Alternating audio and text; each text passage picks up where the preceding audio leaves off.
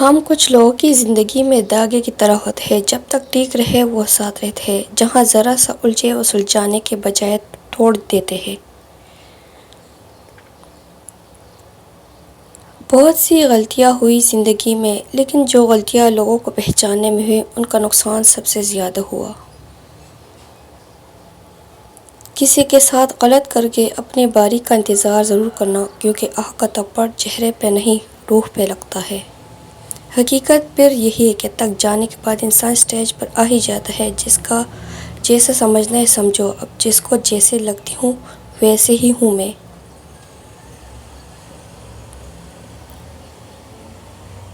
زندگی میں ایک وقت آتا ہے جب یہ طے کرنا ہوتا ہے کہ صفحہ پلٹنا ہے یا پھر کتاب بند کرنی ہے۔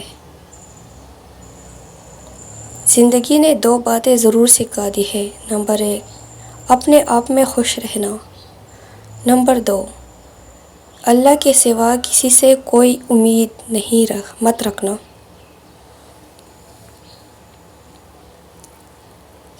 سب سے پہلے دعا کے بعد صبر، صبر کے بعد یقین، پھر آپ کا سفر بہترین۔